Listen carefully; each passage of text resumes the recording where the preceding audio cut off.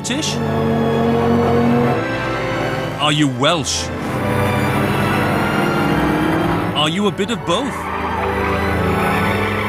Since the Second World War, the pace of life here has been hotting up, and our sense of belonging has been shifting. The modern story of Wales is all about these two flags, the Red Dragon and the Union Jack, fighting for prominence. But the positions are changing, and that makes the final chapter of our story much more exciting.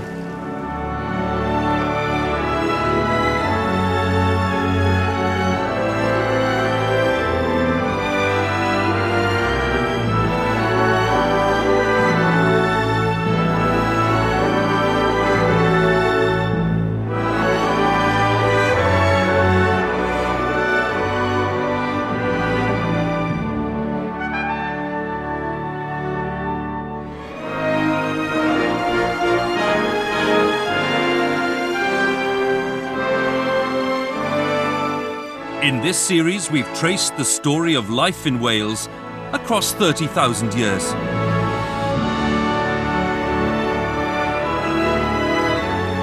We followed humanity's journey from cave dweller to modern citizen.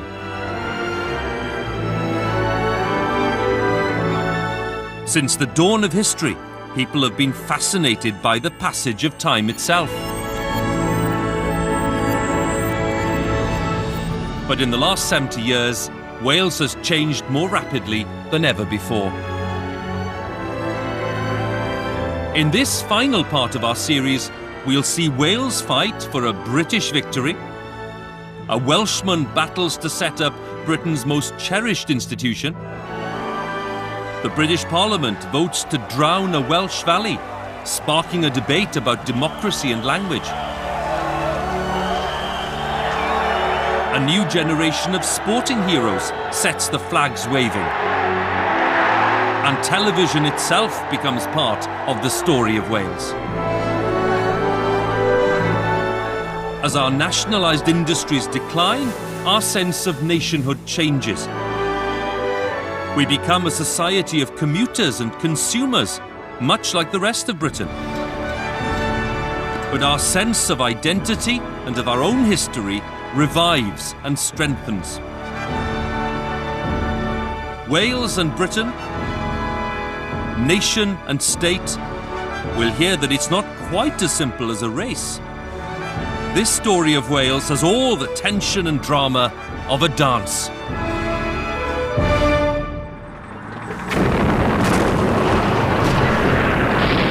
The Second World War. Wales suffers and fights shoulder to shoulder with the rest of Britain under the leadership of Winston Churchill, and of course. And the war comes to Wales. German bombs set Pembroke Dock ablaze for 3 weeks. And there are devastating raids on our major towns and cities. For 3 terrifying nights in February of 1941, the port of Swansea is hammered by German bombers. The firestorm can be seen in the sky for miles around. It's clear that when the fighting is over, this town will have to be rebuilt. Lives will have to be rebuilt. There are thousands of Welsh people in the armed forces. Their lives will never be the same again.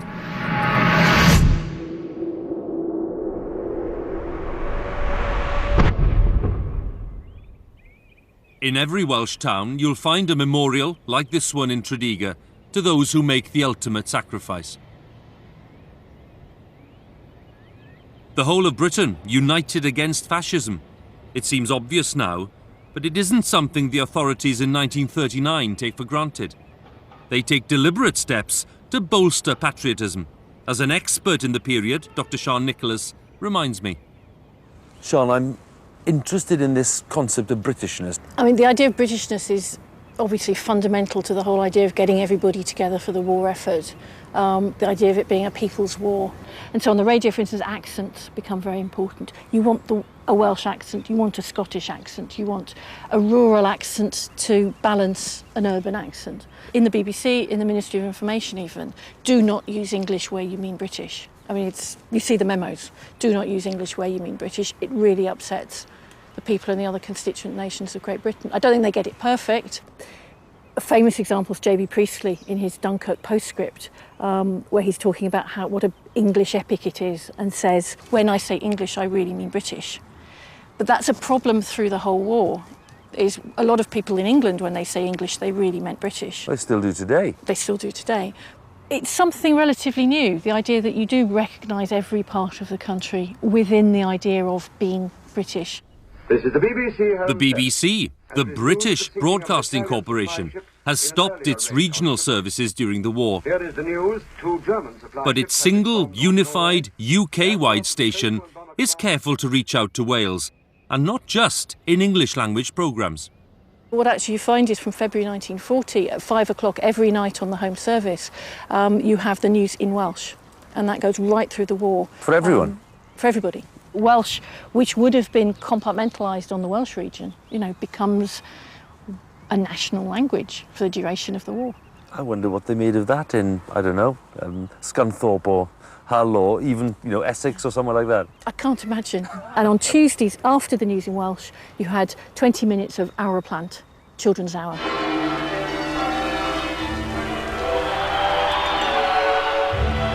When victory comes, Wales, like the rest of Britain, rejoices and waves the flag. And there's no doubt about which flag it is. Our returning troops are determined to make a new world, a new society. And no wonder. In 1945, the people who live in places like Tredegar have to put up with some rather basic conditions. They don't have any inside toilet, no central heating, certainly no televisions or telephones. What's needed is a new Wales. But any strategic decision to build that new Wales will have to be taken at a British level. Wales is fully plugged in to British institutions. We don't have many institutions of our own in any case, apart from the university or the Eisteddfod. We don't even have an officially recognised capital city. State, which the Beveridge Report of 1942 had proposed. Labour wins because it talks about better housing, of support for the unemployed, of heavy industry owned by the people, and not driven by the kind of private profit that built this impressive building, Bedwellty House. In a way, it's a victory for old Welsh working-class traditions, the solidarity of the pit, the co-op and the choir, all of it linked to a big agenda for change. We have to be resolute about it and clear about it and say we can only safeguard employment for British workers by socialist planning in Great Britain and socialist planning in other parts of the world. Labour's leaders want change that embraces all of Britain. One of them is Aneurin Bevan. He was born into a mining family in Tredegar in 1897. He left school at the age of 13. He worked down the pit. At 21, he was running a club that provided medical care for the local community based on contributions made by the miners themselves. This isn't an orthodox government, and I'm not an orthodox Minister of Health. Unorthodox he certainly is. As Minister for Health in the 1945 Labour cabinet, he's getting the chance to put into action on a much grander scale what he'd been doing in Tredegar during the 1920s. Bevan is going to Tredegarise the rest of Britain.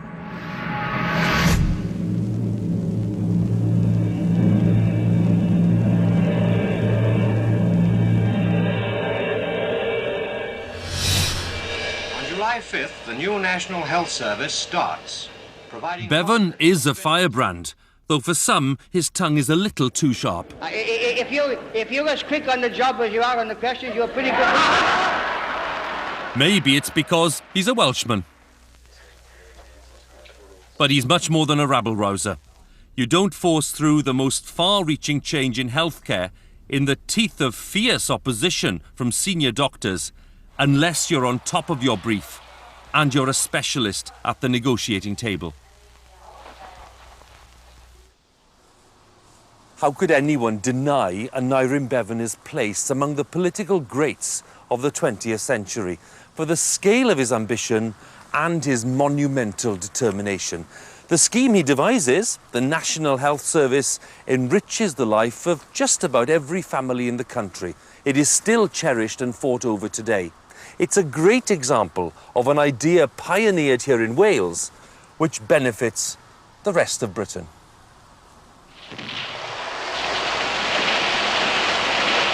Like many other parts of Britain, work in Wales is still dominated by the old heavy industries. Attlee's government nationalises the mines, and the post-war boom gives fresh impetus to coal and steel.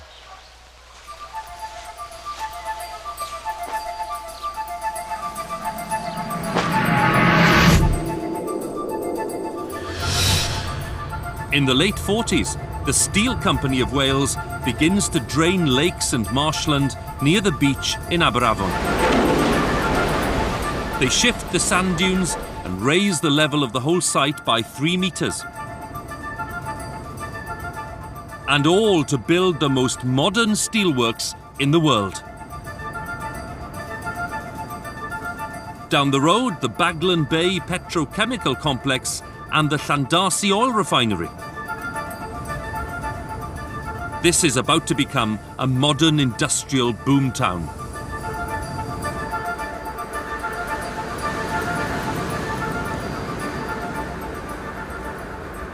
It doesn't look like Treasure Island, does it?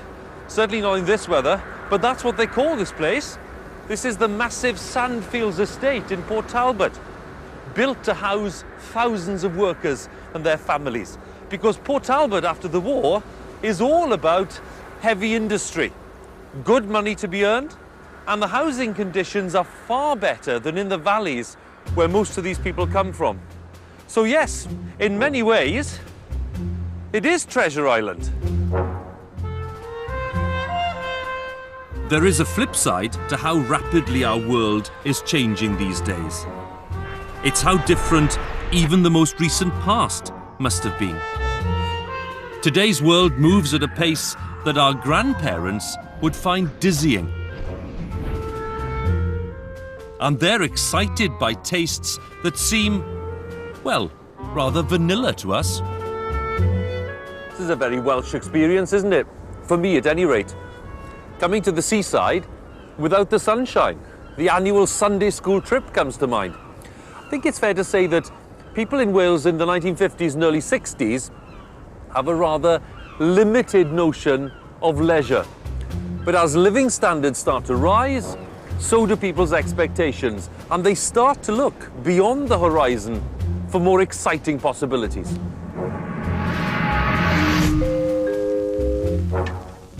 All the conveniences that American housewives are enjoying are becoming available to Welsh women. The woman who proudly owns a new Hoover. And we're even making these labour-saving white goods here in Wales, as Hoover's factory at Merthyr Tydfil keeps on growing. Welsh women have never had it so good. But the vacuum cleaner is not the only noise to reach Wales from across the Atlantic. It's easy to forget how shocking the first blast of rock and roll is for Welsh ears, more attuned to hymns and arias. But actually, industrialised Wales has been fully part of the modern world for 3 generations by now. By 1955, our newly designated official capital city is full of dance halls and cinemas and clubs with all kinds of modern sins, if that's what they are. It can easily cope with pop music and enjoy it and adapt it and produce its own stars in the new modern idiom. Shirley Bassey emerges from a community which has always been ready to rock, Bute Town or Tiger Bay. It was St. David's Day when we docked in Tiger Bay, Tiger Bay. Bute Town was a profoundly intercultural, multicultural community with a huge amount of tolerance.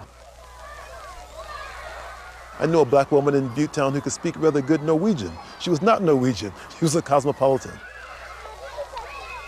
I'll tell you a story. Sheikh Zayed who I knew rather well, who recently died, who was a local imam.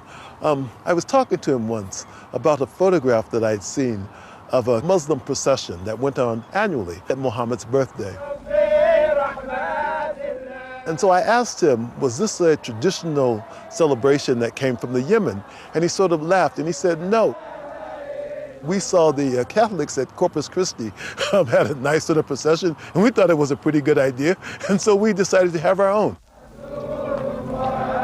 Bute Town's special racial mix comes from its history as the world's busiest coal port, attracting sailors from all around the world. Crucial to this story is that almost all the immigrants were males who then married or had relationships with local women, many of whom might have been from the South Wales Valleys or from Cardiff. And so you get a community of males who are from different countries, but of women who are local. Bute Town poses questions about Welshness Oh, that's lovely. Look. in a post-war nation which is still overwhelmingly white. I think that being black and Welsh is less problematic in some ways than being black and English. Welsh identity includes a kind of notion of being anti-colonial, being an oppressed people. So when people say we were slaves, they say, and we were coal miners, and kids went down the mines and it was awful and so on. And even occasionally the joke that, everybody's black under the ground and so on because of the coal dust. So there is a sense in Wales, quite a deep one, that we are an oppressed people who have some kind of identity with other oppressed people. That's different than, say, economic integration. So if you ask a question like about employment, job opportunities, and so on, it's different. And I think that very often, because people feel fairly comfortable, that it's very rare that someone insults you in the street, that people are mostly nice to you. Right? And so you can live in that place. It doesn't necessarily mean that it's a land of opportunity. And those that can say Bute Town is about to be redeveloped. The housing stock here and elsewhere desperately needs modernising. All over the country, in Wrexham, Caernarfon, the valleys, new council houses are going up and up and up.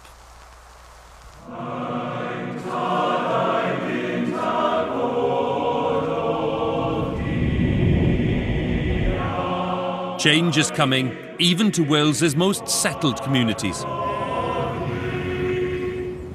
In the heart of rural Wales in the 1950s, the traditional Welsh way of life is still strong. The people of these communities have grown up together. They know each other. They tend to be Welsh-speaking. They tend to be loyal members of church and chapel. And they're bound together by those values of community and Christianity and Welsh-speaking culture. And suddenly, all of that seems to be under threat.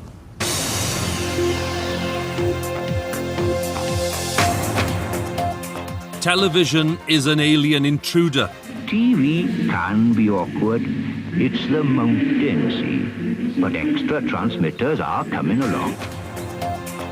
In homes where Welsh has always held sway, the English language is now advertising all the delights of modernity. Life here isn't all Bible black. It's very pleasant. Lots of nice village pubs around. Someone's got to be drinking in them. But the fact is, in rural Wales, in the 1950s, if you enter licensed premises, it does say something about you. And it is the kind of thing your neighbours are going to notice. Though there is one day of the week when they don't need to be on the lookout.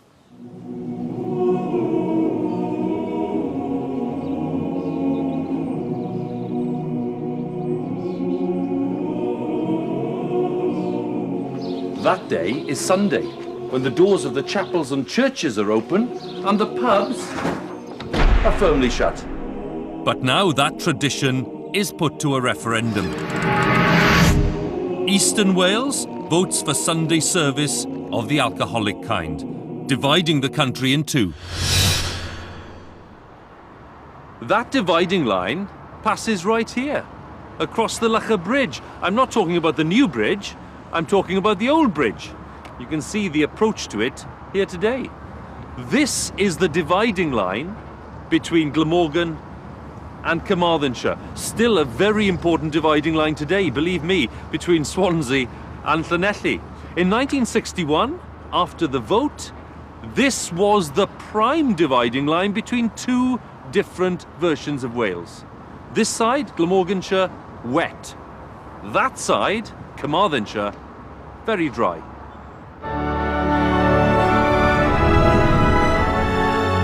The symbolic importance of Sunday closing may be hard to appreciate now that we've all experienced 21st century licensing laws.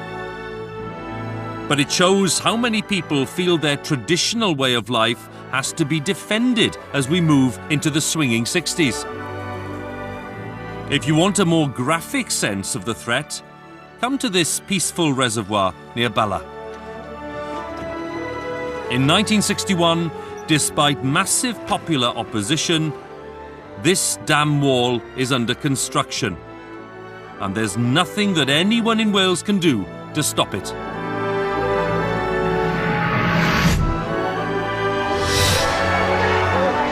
The bill to dam the Tryweryn River to provide water for Liverpool has been up before Parliament. It means drowning the village of Capel Celyn. When the vote is called, one of the 36 Welsh MPs abstains. The other 35 all vote against it. The bill is passed just the same. You know, it's one thing to contemplate the vast expanse of Llancelyn from the shore, but to take on the scale of events here, you need to come onto the lake itself and to be immersed in the silence in the early morning like this, I have to say, is a profound experience. It's a silence that speaks of loss, the loss of a precious Welsh-speaking community in the heart of Wales.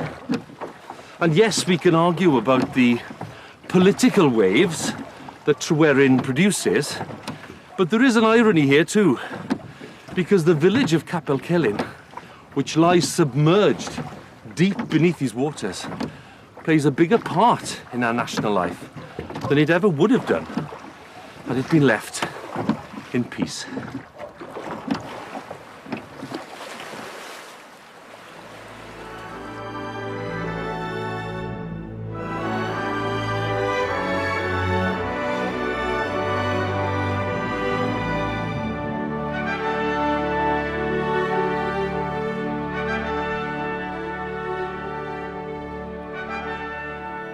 Is it any surprise that this becomes the most famous piece of graffiti in the story of Wales? Cofiwch Tryweryn. Remember Tryweryn.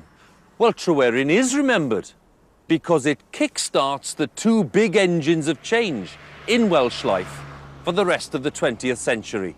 I'm talking about devolution and the language movement. A bit terfyn ar y Gymraeg. In a radio lecture in 1962, the writer and prominent nationalist Saunders Lewis predicts that the Welsh language will be dead by the end of the century.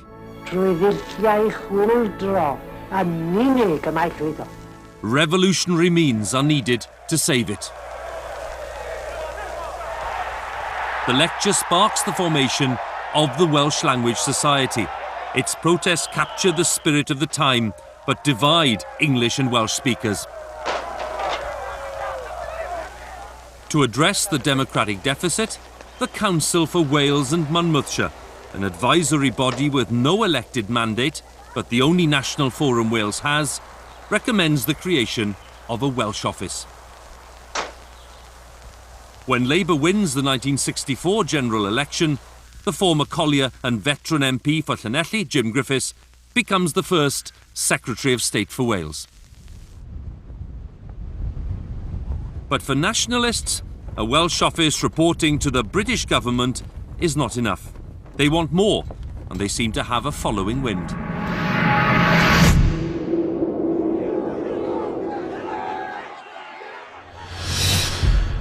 The historian John Davis was an eyewitness to the election of Plaid Cymru's first MP. John, you were here. I was here, and it was a very remarkable night.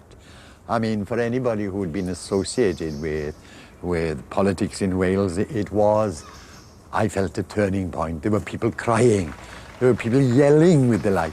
Gwynfor Richard Evans, 1,015, cant 79. And then they came out to the windows there to announce, and there were rumours coming through, but nobody quite believed it. And when they heard that it was true, and that it was quite a decent majority, in fact, people were absolutely dazed. And people couldn't believe it, you know. I mean, the idea that Plaid Cymru could win a seat, it was generally lagging around 5 to 10%, even in the most promising seats. That it could jump to 38%, which is a huge jump in electoral terms, seemed to many people impossible. This election has made history. So many people have declared through their vote that Wales is a nation and that they intend securing for this nation a full national future. The result also highlights a debate within the nationalist movement between supporters of civil disobedience and those like Gwynfor Evans who back more conventional politics. He had been a very strong advocate of constitutional action, and in fact people said, well, you know, the constitutional path isn't taking us anywhere, and that was the kind of tension you had in the early 60s. Then when he won here in Carmarthen in 1966, it put paid to that sort of protest to a very great extent. It's still the whole thing. The Gymdeithas carried on with its own protests, but on the broader political front, the notion that action through elections, through constitutional means, was the only path forward, was one of the, I think, most important results of the election here in Carmarthen. So the Carmarthen by-election is a victory for those nationalists who believe that Home Rule can be secured through the ballot box. From now on, nationalism isn't just about protest, civil disobedience and revolution. The political landscape is changing, and for a while it looks as if the nationalist pitch of Plaid Cymru will bring seats here, in the South Wales valleys, not just in Welsh-speaking Wales. But it doesn't happen. That momentum stalls. And it's difficult to avoid the conclusion that here in Ebbw Vale, for example, what motivates people isn't nationalism, it is nationalisation. Their big local industry is being taken into public ownership. There's a sense of confidence, a sense of pride. That industry is steel. British Steel. The British Steel Corporation brings together the UK's 14 main steel-producing companies. After years of underinvestment, steel workers can see a bright new future. And they're helping to forge that future themselves through the powerful Works Council.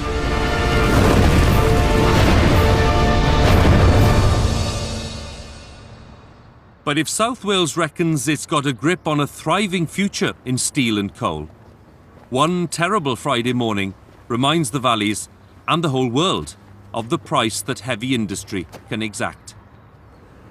Pantglas Junior School Memorial Garden, dedicated to 116 children and 28 adults who lost their lives October the 21st, 1966.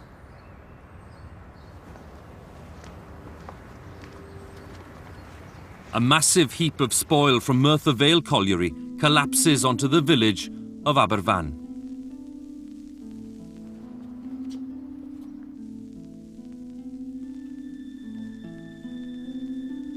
"20 houses and the Pantglas Junior School are buried.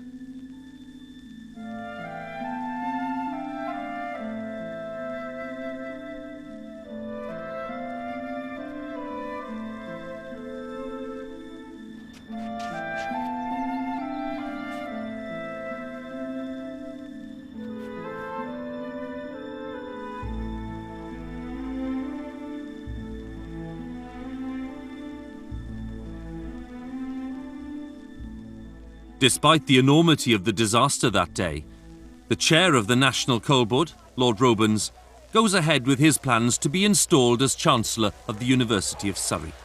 He doesn't arrive in Aberfan until the following evening. At first, Robens claims that the disaster has been caused by natural unknown springs beneath the tip. but the existence of these springs was common knowledge.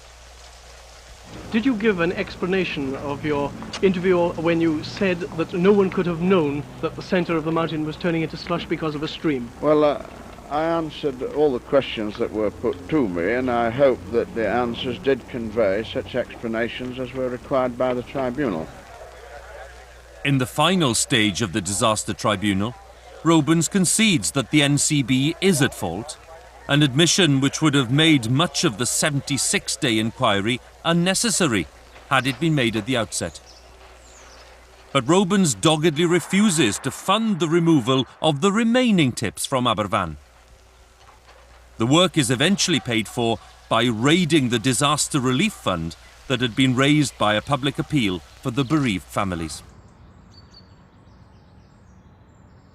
The tragedy of Aberfan is the tragedy of Wales's most terrible accident.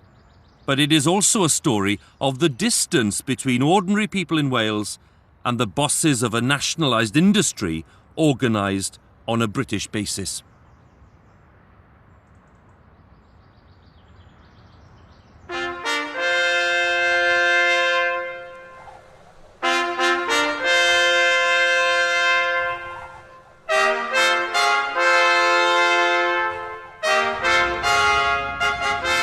Wales and Britain, so intimately linked, but sometimes pulling in different directions. By the end of the decade, those underlying tensions come to a head right here at Caernarfon Castle. The occasion is the investiture of the Prince of Wales. It is one of the biggest royal pageants of the 20th century.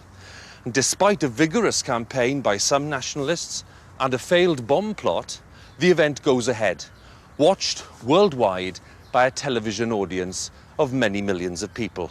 But what is the dominant Welsh attitude to this event? An opinion poll published on the day itself suggests that 3/4 of Welsh people are delighted with the choice of Charles as Prince of Wales. But how do we square that with poll after poll that suggests Welsh people want self-government as well?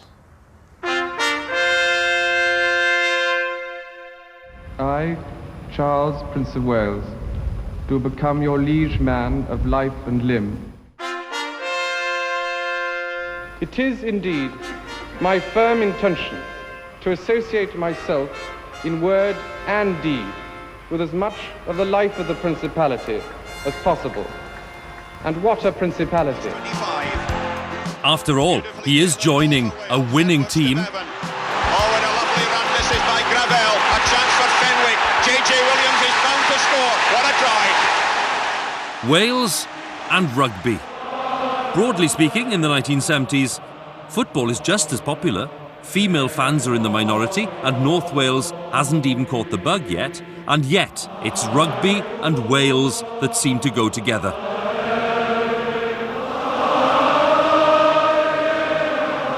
To find out why, I've come to a British Legion club to meet an historian of modern Wales, Dr. Martin Johns. Martin, let's talk about emblems of Welshness. The biggest emblem of all for lots of people, rugby. Rugby is very important as an expression of Welshness because it was one of the few popular areas of life where Wales could say we are a nation, we are distinct from the rest of Britain. Rugby had helped keep alive a popular sense of Welshness, and it'd been able to do that because it didn't really involve any questions about what that Welshness actually meant.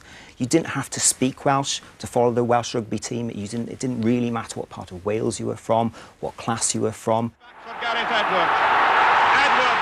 Rugby brought Wales together without raising any awkward questions. Can he score? It would be a miracle if he could. He may well get there. And he has. No awkward questions, maybe, but some awkward moments.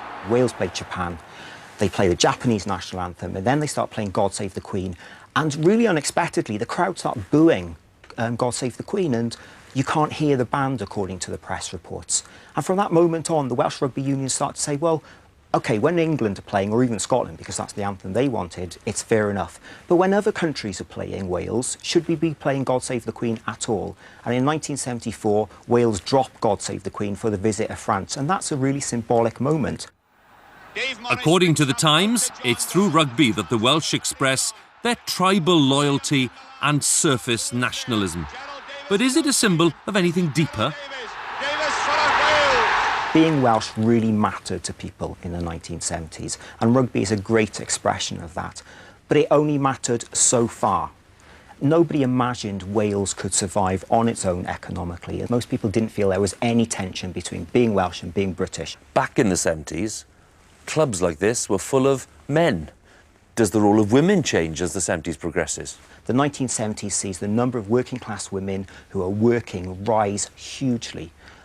They might not have been getting paid the same as men, they might not have been working the same amount of hours, they were still relatively limited in the kind of jobs they could do, but they were working, and that made a big economic difference to Wales. And they're also starting to question some of the bastions of life. Women before the 70s were often barred in clubs like this. In the 1970s, they are literally banging on the door, asking to be let in. When they are being let in, they're asking to be served, even asking to be served in a pint glass. And there was a case in Newport where a woman made an official complaint to the government in London that she'd been refused a pint. And Newport is one of those places which is much better connected in the 1970s. The extension of the M4, like the later upgrading of the A55 in the north, eases the path from Wales to the centre of the British economy. But that economy is in trouble. The price of oil soars. British industry can't compete. In 1975, the Ebbw Vale Steelworks partially closes. Nationalisation has turned into rationalisation.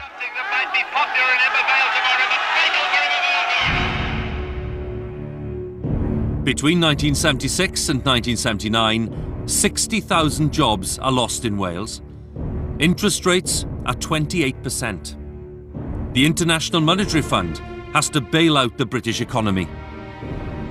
In the middle of all of this turmoil, the people of Wales experience one of the most explosive political campaigns of the 20th century.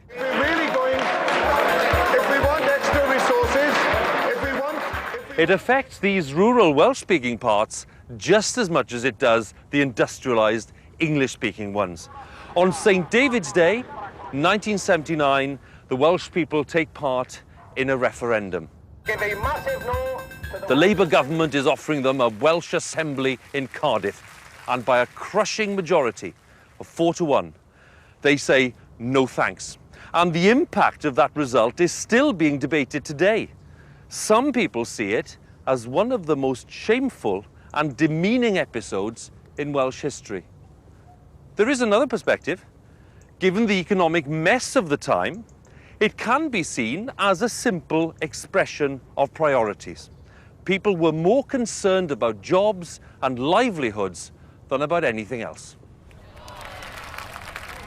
Labour is in disarray, and Margaret Thatcher sweeps to power in 1979 with a mandate to sort out Britain's problems. But when the Conservatives go back on a promise to set up a Welsh-language television channel, nationalists make a stand. For Gwynfor Evans, it might be his last stand. He threatens to fast to death, but he wins the argument. The government has been humiliated, the government has been defeated, and that by a comparatively small people. The Tories are for turning, after all, and S4C hits the airwaves.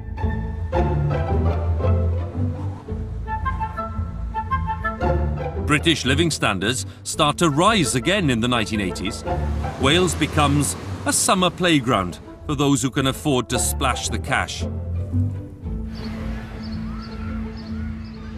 It's not difficult to see why the hard workers of Manchester and Merseyside invest so much of their leisure time and their money here on the North Wales coast. But they're just a small fraction of the great influx of people who come in from England to Wales over the years. They come here to live and to retire and to work, of course. But in the 1980s, that trend increases. There's more disposable income. They start to buy property, permanent homes and holiday homes, and they buy them not just in areas like Llandudno, but further inland, in the heart of Welsh-speaking Wales, often outbidding some of the locals in the process. And some of the people who care for the language are now concerned that a television channel won't be enough. Violence is back in the news. Across the decade, there are more than 200 attacks on holiday homes in Welsh-speaking areas. Though there are some arrests, the identity of those behind Meibion Glyndŵr, the Sons of Glyndŵr, remains a mystery. The tacit support they seem to have in some communities is seen as a sign that the Conservative government isn't doing enough to protect the language.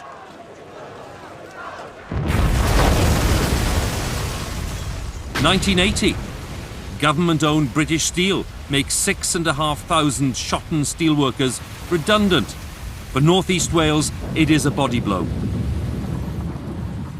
But it's worth reminding ourselves that Wales does embrace Thatcherism to quite an extent. Things are changing.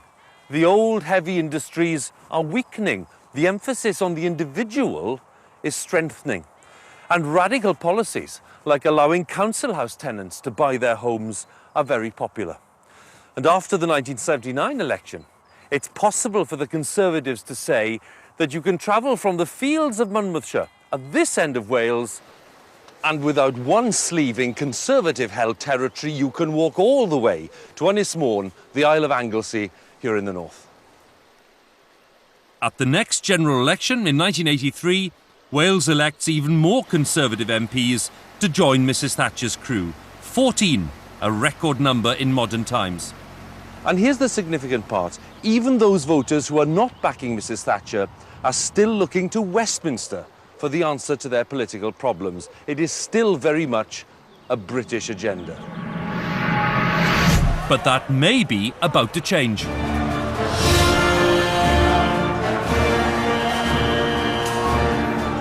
The year-long strike by the National Union of Miners is a watershed for industrial Wales. The solidarity of whole communities is put to the test. They pass with flying colours. But they do end up on the losing side. What I would say about that strike is that it wasn't about Wales at all. It was about a class struggle. It was about wage struggles. And yet, when it was ended, and when the NUM was defeated, there came a sense very slowly, I think, to people of this world that what they had been experiencing from the 1960s through the 1970s had in fact come to a dramatic end. That strike ended the particular kind of industrial, male, working class world that Wales had predominantly been about in the 20th century. And I think that Wales dematerialized. It sort of vanished. You could certainly taste a sense of despair in Wales at the end of the 80s and into the 1990s. The institutions that it had created to defend it, including, of course, the unions and the Labour Party, were powerless. So what were they now going to do? The choices for the industrial valleys are narrowing. Deep mining disappears. A rich history seems redundant. The Welsh people had to find a new way of expressing their sense of society, their sense of grievances, and perhaps their sense of a national identity. That sense of nationhood isn't something that can be taken for granted. Look, Wales is an entity. It's a geographical entity, but it's a fragmented one. It always has been. Wales is united because of the language, but it's also divided because of the language. Wales comes together because of its history. But there are many histories of Wales and many different ways of expressing that identity. So how did we find a new form of unity? We certainly decided as a people to invest in those civic institutions that would give us a sense of citizenship. We become citizens of Wales as never before. But a citizens' Wales can't shield its industrial communities from the effects of losing so many jobs. Young people suffer most of all.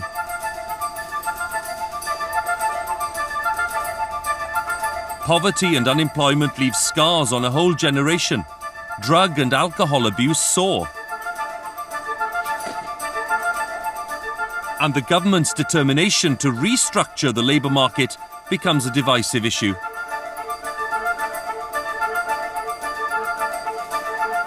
But there is a plan. Bute Town is about to be redeveloped all over again. The Cardiff Bay Barrage is meant to regenerate business life, and not just in the capital.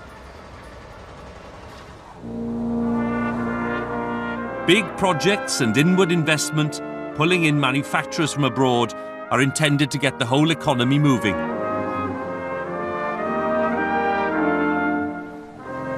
And the momentum towards a citizens' Wales gathers pace.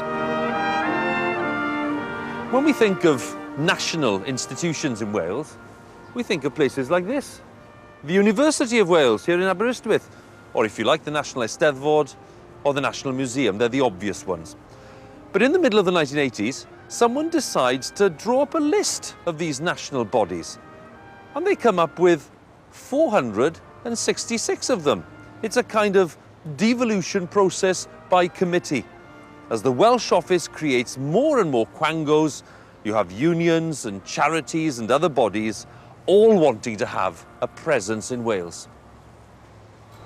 And the fact is, under the Conservative and Unionist Party, Wales is quietly organising itself in ways that are notably different to the rest of the United Kingdom.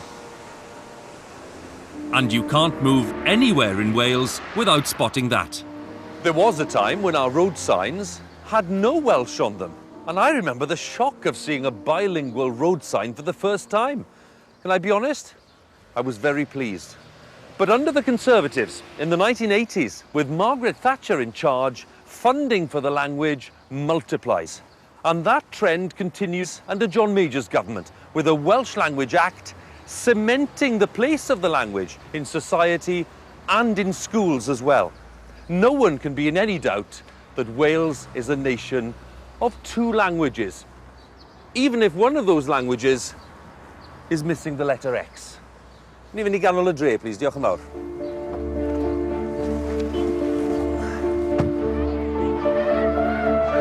In communities which turned to English 2 generations before, Welsh medium schools are now full to bursting.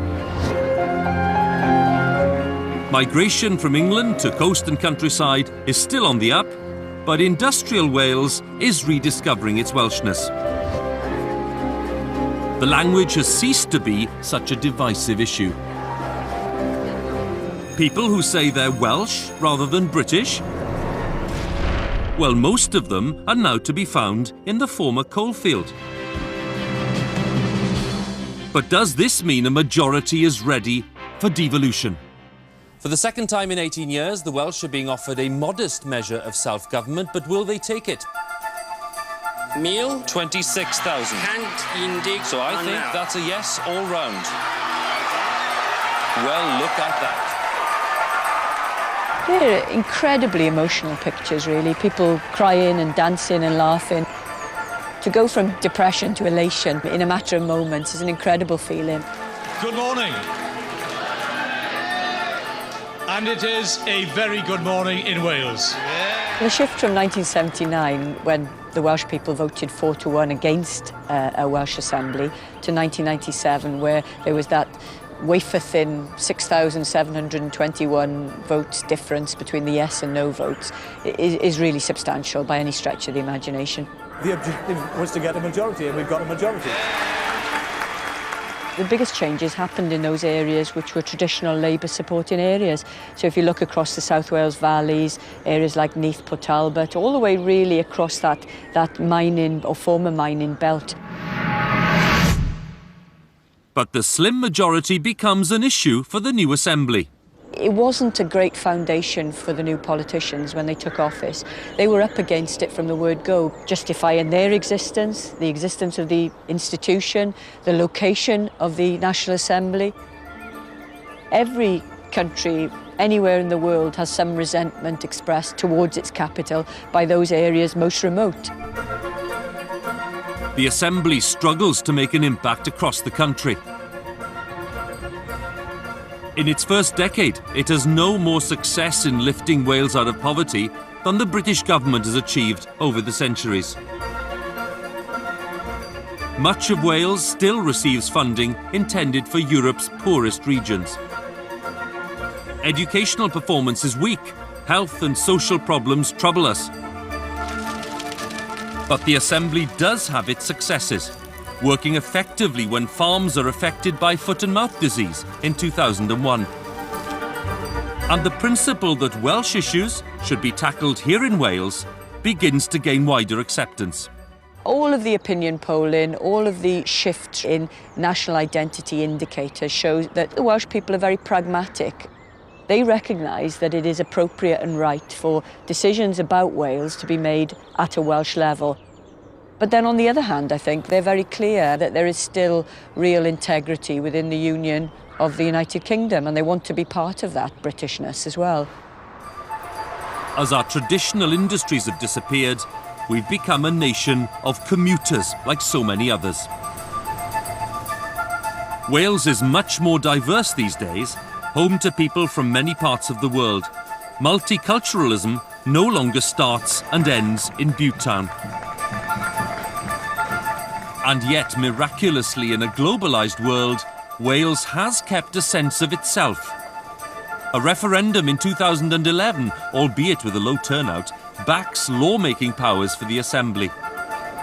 Wales has said yes.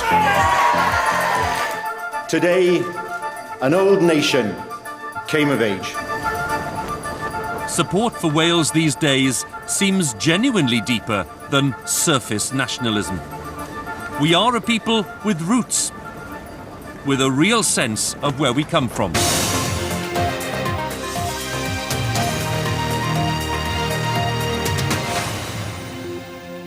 Good evening. Hundreds of school children marched through Tonypandy remembering the miners' riots 100 years ago. This is living history.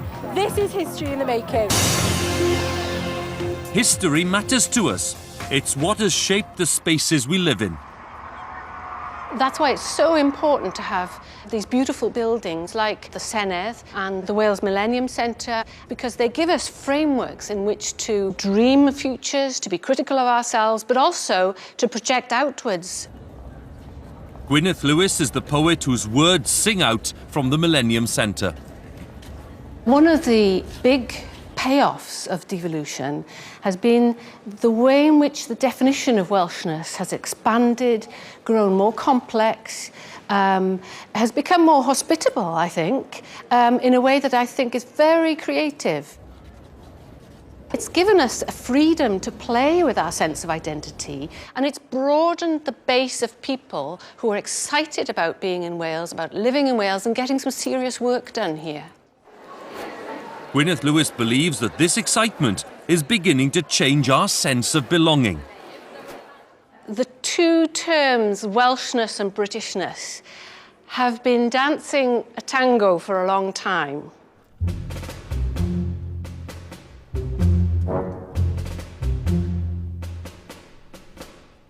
And there are periods when we're dancing very close, cheek to cheek.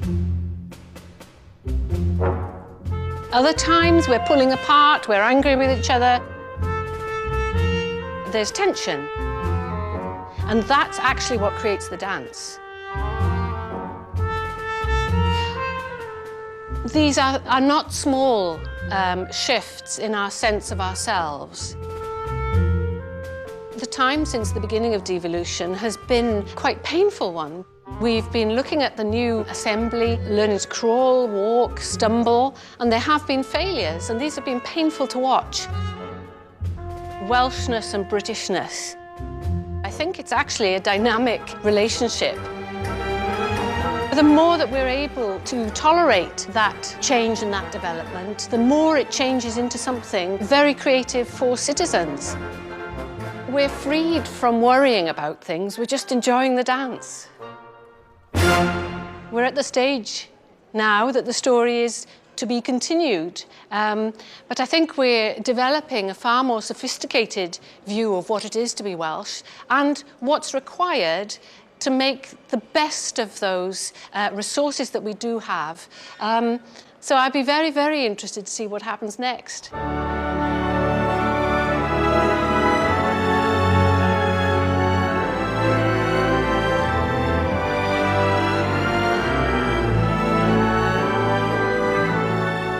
In this series, I've tried to step back from the turmoil and the immediacy of today's news to tell the story of an entire country over the course of 30,000 years.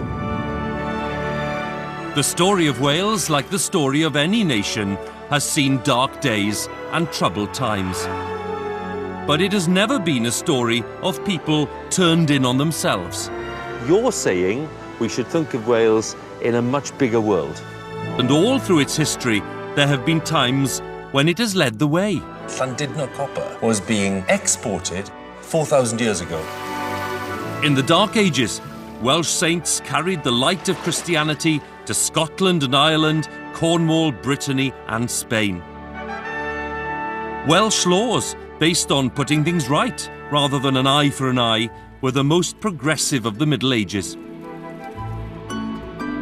In the 1700s, the Welsh became one of the most literate nations on earth. Half the population of Wales learns to read in these travelling schools. And in a modern world which Wales helped to power, we've been leaders in technology, in education, in the struggle for workers' rights and decent healthcare. Are we Welsh? Are we British?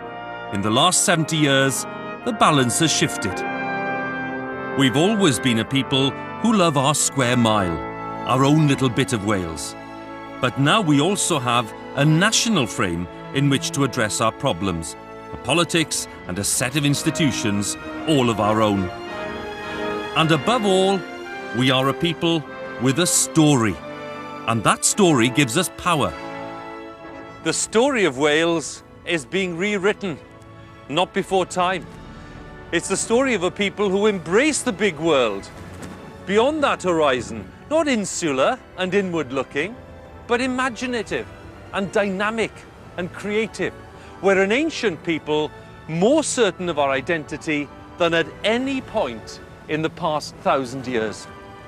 And in that sense, the story of Wales has only just begun.